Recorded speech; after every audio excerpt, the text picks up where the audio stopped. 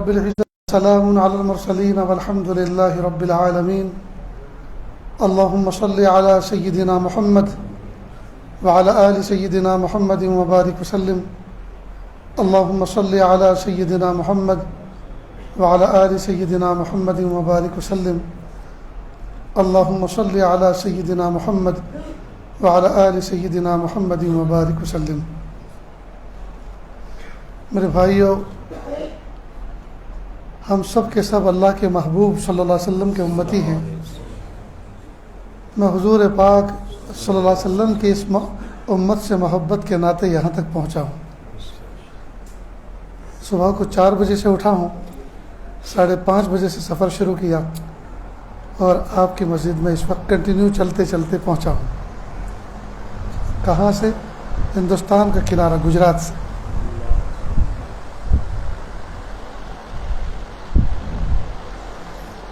مقصد زندگی اللہ کی بندگی اور مقصد حیات اللہ تعالیٰ کی یاد. نہ ہم اپنی مرضی سے اس دنیا میں آئے اور نہ اپنی مرضی سے اس دنیا سے جائیں گے. اللہ پاک نے حکم فرمایا تو آگے، اور اللہ تعالیٰ حکم فرمائیں گے تو چلے جائیں گے. نہ آنے میں ہماری مرضی کا کوئی دخل، نہ جانے میں ہماری مرضی کا کوئی دخل. جب معاملہ اس طرح کا ہے تو بیچ کی جو زندگی ہے، پیدائش سے لے کر وفات تک، یہ بھی ہم اللہ کی مرضی کے مطابق گزاریں. شاعر مشرق علامہ اقبال رحمۃ اللہ علیہ نے عجیب شعر کہا: یادداری کے وقت زیادہ نے تو ہم خندہ بودن و تو گریاں. اے انسان، تجھے کچھ یاد بھی ہے جب تو دنیا میں آیا تھا، جب دنیا میں پیدا ہوا تھا، ماں کے پیٹ سے باہر آیا تھا، تو تیری آمد پر ساری کی ساری دنیا خوش ہو رہی تھی، ہنس رہی تھی، اور تو روتا ہوا ماں کے پیٹ سے آیا تھا. این چنا زیست کے وقت رفتن تو ہم گریاں بودن و تو خندہ. اب تو اللہ کی محبت میں ایسا وقت گزار، اللہ کی محبت میں ایسا وقت گزار کہ جب دنیا سے تیرا جنازہ اٹھے تو تیرے لبوں پر مسکراہٹ ہو، سب لوگ رو رہے ہوں. دوستو، یہ کہنا تو آسان ہے، لیکن اس کے لیے پوری زندگی محنت کا میدان ہے. ایمان کا سنبھالنا اور ایمان کا بچانا یہ انتہائی اہم کام ہے ہم سب کے لیے. سب سے پہلے تو ہمیں اس بات پر اللہ کا شکر ادا کرنا چاہیے کہ جس دن میں اور آپ پیدا ہوئے تھے، اسی دن، اسی لمحہ، اسی گھڑی. اس کو بند کر دو، یہ مائک ہوا لے رہا ہے، لگتا یہ ہے کہ جزاک اللہ، اس کے ایمپیئر زیادہ ہوتے ہیں تو مائک کو ٹچ کرتا ہے. جس دن میں اور آپ پیدا ہوئے تھے، اسی دن، اسی گھڑی، اسی لمحے نہ جانے کتنی مخلوق پیدا ہوئی. مچھر پیدا ہوئے، چیونٹیاں پیدا ہوئیں، سانپ اور بچھو پیدا ہوئے، نالی کے کیڑے پیدا ہوئے، کتے، بلی اور خنزیر پیدا ہوئے. اللہ چاہتے تو ہمیں بھی کسی مخلوق میں پیدا کر سکتے تھے، لیکن اللہ کا کتنا بڑا کرم احسان کہ اللہ پاک نے مجھے اور آپ کو اشرف المخلوق میں پیدا کیا. اور جس دن میں اور آپ پیدا ہوئے تھے، اسی دن، اسی لمحے، اسی گھڑی نہ جانے کتنے ہزار بچے پیدا ہوئے دنیا میں. جی، امریکہ کے اندر عیسائیوں کے ہاں عیسائی ماں کی گود میں پیدا ہوئے، اسرائیل کے اندر یہودیوں کے ہاں یہودی ماں کی گود میں پیدا ہوئے، مشرکوں کے ہاں پیدا ہوئے. اللہ پاک نے مجھے اور آپ کو ایسی گود میں جنم دیا جو ماں بچپن سے کلمہ پڑھتی تھی. ماں ہی نہیں بلکہ ہماری ماں کی ماں بھی کلمہ پڑھتی تھی. یہ کتنا بڑا کرم اور احسان ہے. بن مانگے اللہ پاک نے یہ دولت دی.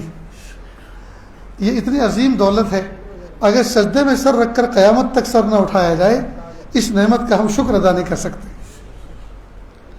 اب اللہ پاک نے مومن ماں کی گود میں پیدا تو فرما دیا، اور ہم بالغ بھی ہو گئے، مکلف بھی ہو گئے. اب اس کلمے کو سنبھالنا وقت آخر تک، یعنی ماں کی گود سے لے کر گور تک، گور فارسی زبان میں کہتے ہیں قبر کو، جی، ماں کی گود سے لے کے گور تک، اب اس کو سنبھالنا یہ ہماری ذمہ داری ہے. اللہ پاک نے بن مانگے ہمیں ایمان عطا فرمایا، اہل ایمان کے گھر میں جنم دیا. اب مکلف ہونے کے بعد اب اس کی کیفیات کو، اس کے تقاضوں کو سنبھالنا یہ ہم سب کی ذمہ داری ہے. یہ کوئی معمولی دولت نہیں ہے ایمان. اسی پر اللہ تعالیٰ، یہی سکہ رائج الوقت ہے. اللہ تعالیٰ کے یہاں اگر کوئی سکہ چلنے والا ہے تو وہ ایمان کا ہے. اور اس کا سنبھالنا کتنا ضروری ہے. آپ لوگوں نے بہت ساری ٹرین میں سفر کیا ہوگا، ریل گاڑی میں. ریل گاڑی میں 2 آدمی اگر سفر کریں اور ایک آدمی اپنے دونوں ساتھیوں کا ٹکٹ لے لے، دوسرا ساتھی کہے کہ وہ ٹکٹ لے لیا، ریلوے کمپنی کو ہم نے پیسے پہنچا دیے، مفت میں ہم سفر نہیں کر رہے، سیٹ پہ بیٹھنے کا ہم نے کرایہ جمع کرا دیا، اب اس ٹکٹ کو پھینک دو. کہ نہیں، جب ہم بیٹھیں گے تو ٹی ٹی چیک کرنے کے لیے آئے گا، تو اس وقت اس کا ہونا ضروری ہے، ورنہ ہم غیر قانونی سمجھے جائیں گے، ہمیں جرمانہ دینا پڑے گا. وہ چپ کر کے بیٹھ گیا. تھوڑی دیر کے بعد ٹرین چلی اور چیکر آیا. اس نے کہا ٹکٹ دکھایا، اس نے رائٹ کیا اور چلا گیا. اب ساتھی نے کہا اب پھینک دو. کہ نہیں، اسپیشل چیکنگ بھی بیچ میں آتی رہتی ہے. اگر انہوں نے مطالبہ کیا اور ٹکٹ نہ شو کر سکے، ہم نہ دکھا سکے، تو ہمارے اوپر بہت بڑا جرمانہ فرق کرتے ہیں. وہ تھوڑی دیر کے بعد اسپیشل چیکر آیا، اس نے چیک کیا، اس نے بھی اوکے کیا، چلا گیا. کہا آپ پھینک دو. کہ نہیں، جب ہم فائنل ڈیسٹینیشن پہ اتریں گے، مثلا جموں سے دلی جانا ہے یا جموں سے بمبئی جانا، جب وہاں اتریں گے تو وہاں سے گیٹ پار کرنے کے لیے وہاں بھی چیکر کھڑا رہتا ہے، وہ چیک کرتا ہے. اگر ہم اس کو نہ دکھا سکے تو ہمیں جہاں سے ٹرین چلی ہے اور جہاں تک پہنچی ہے وہاں تک کا فائن لگے گا. واقعی جب اترا تو دیکھا کہ وہاں چیکر کھڑا ہوا ہے، سب کی چیک کر رہا ہے ٹکٹ، تو چیک کیا، اس کو پار کر دیا. تو جس طرح سے دنیا کے سفر میں ابتدائی سفر سے لے کر انتہائی سفر تک ٹکٹ کا پاس میں ہونا ضروری ہے، ٹھیک اسی طرح زندگی کے سفر میں بلوغت سے لے کر وفات تک ایمان کا پاس میں ہونا ضروری ہے. اگر یہ ایمان ایک لمحے کے لیے بھی ہٹا اور اسی وقت موت واقع ہو گئی تو خطرہ ہے اس بات کا کہ کفر پہ خاتمہ نہ ہو جائے. اس لیے جو بندہ چوری کرتا ہے، جو بندہ زنا کرتا ہے، جو بندہ نشے کی چیز استعمال کرتا ہے، حدیث پاک میں ہے کہ جس وقت وہ یہ محرمات کا ارتکاب کرتا ہے اس وقت اس کا ایمان نکل چکا ہوتا ہے. اس کا مطلب اگر اسی وقت موت آ گئی، موت کا فرشتہ آ گیا تو خاتمہ کفر پہ ہو سکتا ہے، کسی پہلو بھی ہو سکتا ہے، اس لیے کہ ایمان تو نکل چکا ہے. اللہ ہم سب کی حفاظت فرمائے. تو دوستو، یہ دولت جو اللہ پاک نے بن مانگے ہمیں عطا فرمائی ہے، ہمیں اس کی قدر کرنی چاہیے، اللہ کا شکر ادا کرنا چاہیے، اور ایمان کے جو تقاضے ہیں ان تقاضوں پر ہم عمل کریں. قرآن پاک میں اللہ پاک فرماتے ہیں یا ایھا الذین آمنوا ادخلوا فی السلم کافہ، اے ایمان والو اسلام میں پورے داخل ہو جاؤ. خطاب کس سے ہے؟ ایمان والوں سے ہے. یعنی کن لوگوں سے؟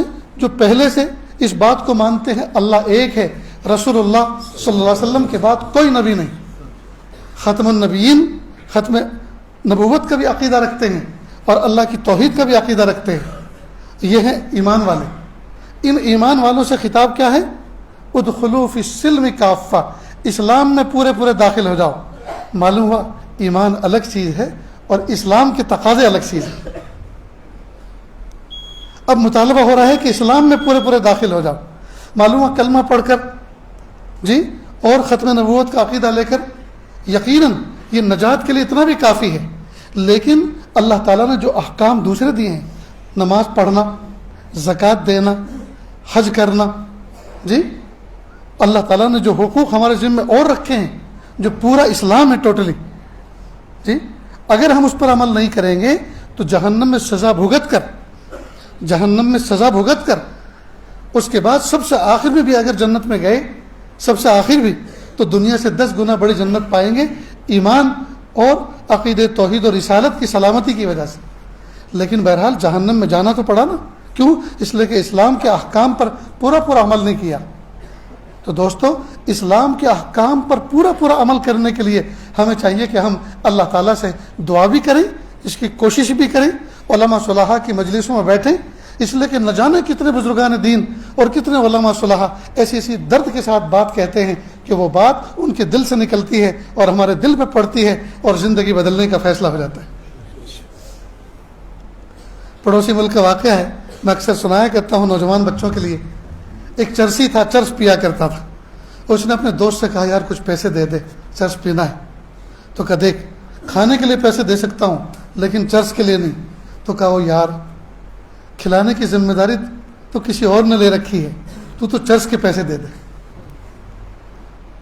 ایسا لگتا ہے بڑا سمجھدار تھا، اور اللہ پاک نے کھلانے کی ذمہ داری لی، گندے شوق پورا کرنے کی ذمہ داری تو نہیں لی، اس نے تو حرام قرار دیا، کہا کھلانے کی ذمہ داری تو کسی اور نے لے رکھی ہے، تو مجھے چرس کے پیسے دے دے۔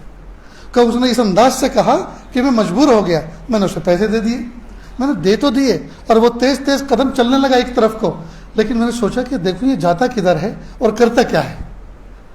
اب وہ تیز تیز قدم سے جا رہا تھا، راستے میں کسی جگہ فنکشن ہال تھا، شادی خانہ، ایک طرف بیچ میں سے راستہ گزارا تھا، ایک طرف مردوں کا پروگرام تھا، ایک طرف عورتوں کا تھا، مردوں والے حصے میں کھانا پک رہا تھا، تیار ہوا تھا، اور عورتوں والے حصے میں سپلائی کیا جا رہا تھا۔ تو ایک نوجوان بڑی سی ٹرے کے اندر بریانی لے کر وہ جا رہا تھا، ٹھوکر لگی روڈ کے کنارے پر، وہ ٹرے پوری کی پوری گر گئی۔ اب اس نے اپنے کپڑے جھاڑے، ٹرے بھی وہیں جھاڑی، اور دوبارہ فریش لینے کے لیے گیا۔ اب یہ چرسی وہیں بیٹھ گیا، ایسے بھوک لگی ہوئی تھی، وہیں بیٹھ کر وہ جو ڈھیر بریانی کا پڑا ہوا تھا اوپر کی جو تھی فریش بالکل، اب اس نے اس پر سے کھانا شروع کر دیا۔ کھاتے کھاتے اس نے کہا مجھے دیکھا، میں پیچھے کھڑا تھا، تو اس نے عجیب بات کہی کہ اس کو میں زندگی میں کبھی بھلا نہیں سکتا۔ اس نے بات کیا کہی؟ وہ کھلاتا تو ہمیشہ برتن ہی میں ہے، لیکن آج کل ذرا انبن چل رہی، آج کل اس سے ذرا انبن چل رہی، اور ہاں وہ کریم اتنا ہے، بھوکا غصہ چاہے جتنا ہو جائے بھوکا کبھی نہیں سلاتا۔ وہ کریم اتنا ہے، غصہ چاہے جتنا ہو جائے بھوکا کبھی نہیں سلاتا۔ واقعی دوستوں، ہم بھوکے اٹھتے تو ہیں لیکن بھوکے سوتے نہیں ہیں، اللہ ہمیں کچھ نہ کچھ کھلاتے ہیں۔ تو جو رب ہمارا اتنا کریم ہے، اور پھر ہم اس کی نمک حرامی کریں، پھر ہم اس کی باتوں کو نہ مانیں، جو چیزیں حلال کہی ہیں وہ استعمال نہ کریں، اور جو حرام جن کو کیا ہے اور ان کو استعمال کرتے پھریں، یہ کتنی بڑی نمک حرامی کی بات ہے دوست، کتنی بڑی نمک حرامی کی بات ہے۔ ایک آدمی کسی آڑے موقع پر ہمارے کام لگ گیا، کسی دکھ درد کے موقع پہ کام لگ گیا، تکلیف کے موقع پہ کام لگ گیا، زندگی بھر اس کو سلام کرتے ہیں، اور اگر گود میں نواسا ہے، پوتا ہے، اس کو بھی کہتے ہیں بیٹا میں اگر مر بھی جاؤں یہ انکل کا، یہ نانا کا یا دادا کا رشتہ بتا کر، یہ چچا کا کبھی احسان مت بھولنا، یہ ہمارے بڑے محسن ہیں، ہمیشہ ان کی خدمت کرنا، ہمیشہ ان کا احسان 2-5 روپئے کی مدد کسی زمانے میں اس نے کر دی تھی تو زندگی بھر اس کا احسان۔ اور جس رب نے ہمیں گرم گرم لقمے کھلائے ہیں، میٹھی میٹھی نیند سلایا ہے، ٹھنڈا ٹھنڈا پلایا ہے، اس رب کا کوئی احسان نہیں، اس رب کا ہم کوئی احسان نہیں مان رہے۔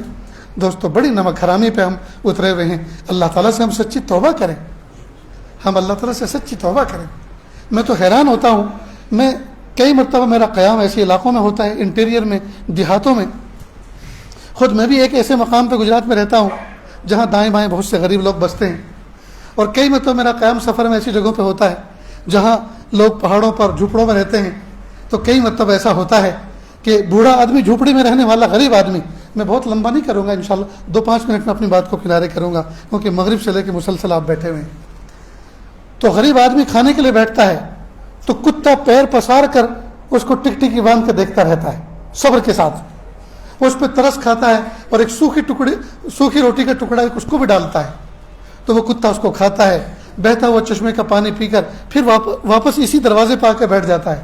شام ہوتی ہے، جھوپڑی کا مالک اپنا دروازہ بند کرتا ہے اور سو جاتا ہے، لیکن کتا رات بھر جاگ کر پہرا دیتا ہے، میرا محسن، مجھے روٹی کا ٹکڑا دینے والا اس جھوپڑی میں رہتا ہے، لہذا خبردار، اگر کوئی آدمی برے ارادے سے، بری نیت سے ادھر کو آیا اور میرے مالک کو، میرے محسن کو تکلیف پہنچانا چاہا تو وہ میرے غضب کا شکار ہوگا۔ کتا پوری رات جاگ کر پہرا دیتا ہے۔ دیکھیے، ایک کتا سوکھے ٹکڑے کے شکر میں پوری رات جاگ کر اپنے مالک کا پہرا دیتا ہے۔ میں نے اور آپ نے اللہ کے کروڑوں تر لقمے کھائے ہیں، کیا کبھی عشاء کے وضو سے فجر کی نماز پڑھی ہے؟ کبھی عشاء کے وضو سے اور فجر کی نماز تک بیٹھے ہیں مسجد میں، سجدے میں پڑے رہے ہیں؟ اللہ میں آپ کا شکر ادا کرتا ہوں، آپ نے مجھے جوانی دی، اللہ میں آپ کا شکر ادا کرتا ہوں، میرے ماں باپ کی مجھے آنکھوں کی ٹھنڈک بنایا، اللہ آپ کا شکر ادا کرتا ہوں کہ آپ نے مجھے دل بہلانے والی حلال بیوی عطا فرمائی، آپ نے آنکھوں کی ٹھنڈک مجھے اولاد عطا فرمائی، حلال روزی کا ذریعہ مجھے عطا فرمایا۔ اللہ آج کی رات شکر کی رات، آج کی رات سجدے کی رات، آج کی رات دعا کی رات، آج کی رات رکوع کی رات، آج کی رات تلاوت کی رات، کبھی ہم نے کوئی ایسا معاملہ طے کر کے اللہ کا شکر ادا کرنے کی کوشش کی؟ ہائے، کتا جیت گیا اور ہم ہار گئے۔ ایک کتا جیت گیا اور ہم ہار گئے. کتا اپنے مالک کا فرما بردار نکلا, کتا اپنے مالک کا شکر گزار نکلا, اور ہم اپنے مالک کے بڑے بے وفا نکلے. میرے بھائیوں, آئیے آج اللہ تعالیٰ سے عہد کریں اس بات کا, میرے پیارے رب جیسی گزری گزر گئی اس پر ہم آپ سے سچے دل سے معافی اور توبہ کرتے ہیں, معافی چاہتے ہیں. اللہ آنے والی زندگی کو گزری ہوئی زندگی کا کفارہ بنا دیجیے, آنے والی زندگی کو گزری ہوئی زندگی کا کفارہ بنا دیجیے. میرے پیارے اللہ آنے والے ایام کو گزرے ایام سے بہتر بنا دیجیے. میرے بھائیوں, اللہ پاک نے کتنے پیارے پیارے چہرے آپ کو عطا فرمائے, کیسی پیاری اللہ پاک نے آپ کو صحت عطا فرمائی, لیکن ہم نے اپنے پیارے رب کے ساتھ میں کیا معاملہ کر رکھا ہے. نمازیں پڑھتے ہیں جی, پوری نماز میں ہم غافل رہتے ہیں, یہی پتہ نہیں چلتا امام نے پہلی رکعت میں کیا پڑھا, دوسری رکعت میں کیا پڑھا. 20 رکعت کی تراویح ہم پڑھ جاتے ہیں اور یہی پتہ نہیں چلتا کہ امام کون سی رکعت میں سفر کر رہا ہے. اور جب وہ 20 رکعت مکمل کرنے کے بعد اختتام تراویح پر دعا کرتا ہے تب پتہ چلتا اس کے بعد اب وتریں 20 ختم ہو گئی. لگتا یہ ہے جیسے فلائٹ ہماری خیالات کی اڑ رہی ہو اور 20 رکعت پہ اس نے لینڈنگ کی ہو. میرے بھائیو, یہ تو مومن کی شان نہیں ہے. اللہ کے محبوب صلی اللہ علیہ وسلم نے ہمیں تو بڑا پیارا دین, توجہ والا دین عطا فرمایا تھا, ہمیں توجہ والا اسلام عطا فرمایا تھا, توجہ والی تعلیمات عطا فرمائی تھی. اور ہمارا کیا حال, ہمارا حال کتنا برا ہو چکا ہے. ہمارا اپنے پیارے اللہ سے کتنا ربط اور اللہ تعالیٰ سے رشتہ کتنا کمزور ہو چکا ہے, کتنا کمزور ہو چکا ہے. میرے بھائیوں, اپنے اللہ سے تجدید کلمہ کر کے دوبارہ کلمہ پڑھ کر اپنے رب سے مضبوط رشتہ بنائیں اور اللہ سے کہیں میرے پیارے اللہ آج تک جیسی میں نے زندگی گزاری ویسی گزار لی, آج کے بعد میں ویسی زندگی گزاروں گا جیسی گزارنا آپ کو پسند ہے. جی تو اسلام کی ڈیفینیشن یہ ہے, اللہ تعالیٰ کے حکموں پر عمل کرنا حضور پاک صلی اللہ علیہ وسلم کے طریقے کے مطابق. اسلام کی ڈیفینیشن کیا ہے؟ اللہ تعالیٰ کے حکموں پر عمل کرنا حضور پاک صلی اللہ علیہ وسلم کے طریقوں کے مطابق. تو جب ہمیں اللہ کا حکم معلوم ہو گیا, بس یہ اب تلاش کرو رسول اللہ صلی اللہ علیہ وسلم کا طریقہ کیا ہے اس کو ادا کرنے کا, بس اس طریقے سے اپنی زندگی گزارو, پھر دیکھو زندگی کی بہار کیسی آتی ہے. دوستی اللہ تعالیٰ سے دعا ہے اللہ تعالیٰ ہم سب کو ایسا بنا دے ہم اللہ کو پسند آ جائیں. دعا کر لیں. ابھی ٹائم ہے, ابھی 25 منٹ اور ہیں. ایک مرتبہ اللہ رب العزت نے, اللہ کے محبوب صلی اللہ علیہ وسلم نے حضرت معاذ بن جبل رضی اللہ عنہ کا ہاتھ پکڑا اور کہا اے معاذ مجھے تم سے محبت ہے, اے معاذ مجھے تم سے محبت ہے. جب یہ بات کہی حضرت معاذ بن جبل رضی اللہ عنہ نے فوراً فرمایا اے پیارے آقا صلی اللہ علیہ وسلم مجھے بھی آپ سے محبت ہے. دیکھیے ساری دنیا کے صحابہ اللہ کے نبی صلی اللہ علیہ وسلم سے محبت کا دعویٰ کرتے تھے اور کرنا ہی چاہیے. یہاں معاملہ الٹا, پیارے آقا صلی اللہ علیہ وسلم اپنے صحابی سے فرما رہے ہیں مجھے تم سے محبت ہے. کتنے خوش قسمت صحابی تھے. تو انہوں نے پلٹ کے کیا جواب دیا؟ پیارے آقا صلی اللہ علیہ وسلم مجھے بھی آپ سے محبت ہے. بات ہو گئی دونوں طرف سے. پھر اللہ کے محبوب صلی اللہ علیہ وسلم فرمایا اسی محبت کی وجہ سے میں تم کو ایک نصیحت کرتا ہوں, جو کلمات میں بتانے جا رہا ہوں ہر نماز کے بعد ان کو پڑھنا بھولنا مت. اب یہ تحفہ دیا جا رہا ہے. جب دو دوست ہوتے ہیں محبت کا اظہار ہوتا ہے تو محبت میں ایک دوسرے کو گفٹ دیتے ہیں نا, تو آقا صلی اللہ علیہ وسلم اپنے پیارے صحابی کو ایک گفٹ دے رہے ہیں. اور جب کوئی پیارا ہوتا ہے اپنے پیارے کو گفٹ بھی تو بہت پیارا دیتا ہے نا. تو کائنات میں اللہ کے نبی صلی اللہ علیہ وسلم جیسا کوئی پیارا ہو سکتا ہے اللہ کے بعد؟ ہرگز نہیں. تو اللہ کے نبی صلی اللہ علیہ وسلم نے اپنے پیارے کو جو گفٹ دیا وہ بھی بہت پیارا ہے. میں بھی اپنے پیاروں کو وہ گفٹ دے رہا ہوں. اللہ کے نبی صلی اللہ علیہ وسلم نے کیا فرمایا؟ ہر نماز کے بعد یہ الفاظ پڑھنا بھولنا مت. معلوم ہے کوئی معمولی چیز نہیں ہے, کوئی بہت بڑا تحفہ دیا جا رہا ہے. تبھی تو تاکید کے ساتھ کہا جا رہا ہے ان الفاظ کو پڑھنا بھولنا مت. وہ الفاظ کیا ہیں؟ اللہم اعنی علی ذکرک و شکرک و حسن عبادتک. 3 الفاظ ہیں. اللہم اعنی علی ذکرک و شکرک و حسن عبادتک. یا اللہ میری مدد فرمائیے, میری مدد فرمائیے کہ میں آپ کا ذکر کروں. یعنی آپ پیارے اللہ مجھے توفیق دیجیے اس بات کی اور میری مدد فرمائیے کہ میں آپ کا ذکر کیا کروں. اللہم اعنی علی ذکرک. اور ذکر سے مراد لمیٹیڈ ذکر نہیں کہ میں 1 تسبیح پڑھوں، 2 تسبیح پڑھوں، 3 تسبیح پڑھوں. میرے ایک استاذ تھے، انتقال فرما گئے، سادات میں سے تھے، اوریجنل اللہ کے محبوب صلی اللہ علیہ وسلم کی نسب سے تھے. حضرت مولانا سید ذوالفقار صاحب رحمۃ اللہ علیہ جو نرور MP کے تھے،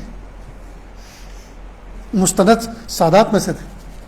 انہوں نے اپنے شیخ کو لکھا، حضرت جو تسبیح آپ نے مجھے پڑھنے کو بتائی ہے میں وہ پڑھتا تو ہوں، اور جتنی تعداد میں بتائی اس سے کچھ زیادہ ہی کرتا ہوں، لیکن میں اس کو تسبیح پہ نہیں گنتا، اس لیے مجھے حیرت آتی ہے جس اللہ نے مجھے انگنت نعمتیں عطا فرمائی ہیں میں اس کو گن گن کے یاد کروں. جس اللہ نے مجھے بے شمار نعمتیں عطا فرمائی ہیں میں اس کو شمار کر کر کے یاد کروں، مجھے حیرت آتی ہے. ان کے شیخ نے کہا یہ حال آپ کا مبارک ہو، اور آپ جس طرح سے کرتے ہیں ایسے ہی کرتے رہیں. تو اللہ تعالیٰ سے یہ نہیں کہا جا رہا کہ اللہ 100 مرتبہ تسبیح پڑھنے یا 1200 مرتبہ پڑھنے کی مجھے توفیق عطا فرمائی، یہ نہیں کہا، بلکہ کہا اللہم اعنی علی ذکرک، پیارے آقا پیارے اللہ مجھے آپ توفیق دیجئے کہ میں آپ کا ذکر کیا کروں، آپ کے ذکر پہ مجھے توفیق دیجئے. اور ذکر کہتے ہیں یاد کو، ذکر کہتے ہیں تذکر کو، ذکر کہتے ہیں یاد کو. تو یاد لمیٹیڈ، اگر کوئی یاد ہو تو وہ کوئی یاد ہے؟ بھائی مجنو اگر لیلا سے ہی کہے میں تمہیں 100 مرتبہ یاد کرتا ہوں، میں تمہیں بہت یاد کرتا ہوں، اور وہ پوچھے کتنی تعداد میں یاد کرتے ہو کہ 313 مرتبہ یاد کرتا ہوں، تو سینڈل نکال کے مارے گی کہ نہیں کہ صرف اتنا ہی یاد کرتا ہے؟ مجھ سے تو کوئی ان لمیٹیڈ محبت کرے تب اس کو میں محبت کہوں گی، ان لمیٹیڈ مجھے کوئی یاد کرے تب میں اس کو محبت کہوں گی. تو گویا سوال یہ کیا جا رہا ہے پیارے اللہ مجھے ذکر کی توفیق عطا فرمائیے، یعنی میں آپ مجھے ایسے یاد کی توفیق دیجیے دل میں کہ میں آپ کو بھولنے نہ پاؤں، ہر حال میں، اپنوں میں ہوں، پرائے میں ہوں، تنہائی میں ہوں، جلوت میں ہوں، خلوت میں ہوں، کام میں ہوں، جی کسی بھی حال میں ہوں، میں ہر وقت آپ کو یاد رکھوں. اللہم اعنی علی ذکرک، یا اللہ مجھے اپنی یاد کی توفیق دیجیے. اب اگر کسی کو ہر لمحے اللہ کی یاد کی توفیق مل رہا ہے، اس سے بڑا اللہ کا کوئی ولی ہو سکتا ہے؟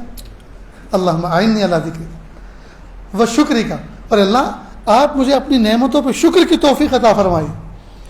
میں اس بچے سے کہوں کہ بیٹا آپ میرا شکریہ ادا کریں، وہ کہے گا ہم نے زندگی میں آپ کو پہلی بار دیکھا، آپ نے ہمیں کوئی گفٹ نہیں دیا، کوئی ہدیہ نہیں دیا، کوئی تحفہ نہیں دیا، اپنے گھر کبھی بلایا نہیں، کبھی چائے نہیں پلائی، کبھی کوئی دعوت نہیں کی، کس بات کا شکریہ ادا کروں؟